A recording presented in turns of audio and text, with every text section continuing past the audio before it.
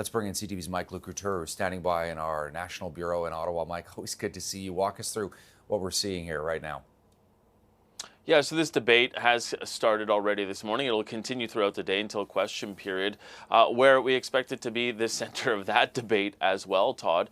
We saw that play out yesterday. The Prime Minister gleefully saying that his government and his party had fought 3 elections already on carbon pricing and won them all. And then the retort from Pierre Poilievre, the leader of the opposition, saying, well, then you shouldn't mind doing another one coming up here. And it's interesting because the response from the Liberal Party itself has been strong through emails. They're fundraising off of this right now, and they actually have sent out an email to a number of their supporters and donors and saying, hey, look, the Conservatives are trying to trigger an election in 2024, so you need to help us here by fundraising and sending us some money and, going and saying that, what happens here and trying to sort of play out the math in this and saying this is up to $1,120 in your pocket for this Canada carbon rebate, and saying that 8 out of 10 Canadians get it, trying to make the case to the people who already subscribe to their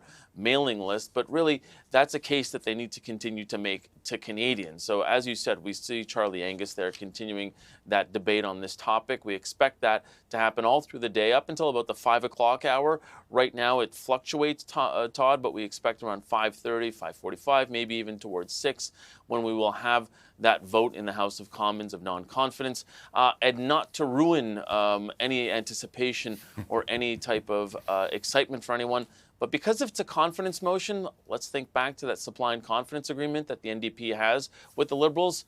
We know what the result will be. It will be that the Liberals and NDP will walk away, or the Liberals will walk away unscathed in this one, and that this motion will likely fail. But certainly the message that's being sent by Pierre Poilievre and the Conservatives is that they want to continue to put this in the Liberals' face and put this to Canadians as well. Yeah, so that's the point, right? Even if they realize in all likelihood it's not going to pass, they're still sending a message.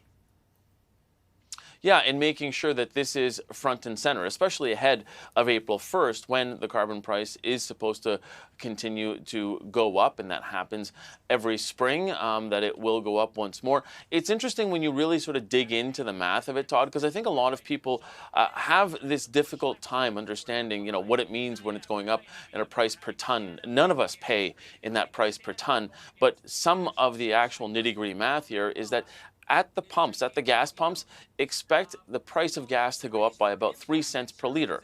Not tons, but in a cost of living crisis that we're all going through right now, that is something that people will feel. They won't feel it in 2 provinces and 1 territory. That's the Northwest Territories, and you also have in BC and Quebec.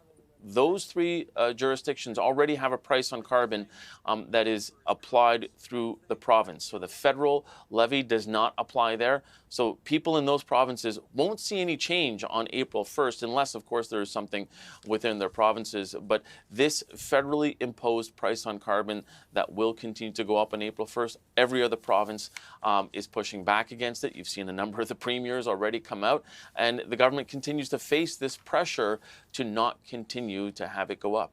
Good to see you, Mike, as always. Thanks for this. Thanks, Todd. Mike Couteur, our eyes and ears in Ottawa, covering this non-confidence motion going through Parliament right now.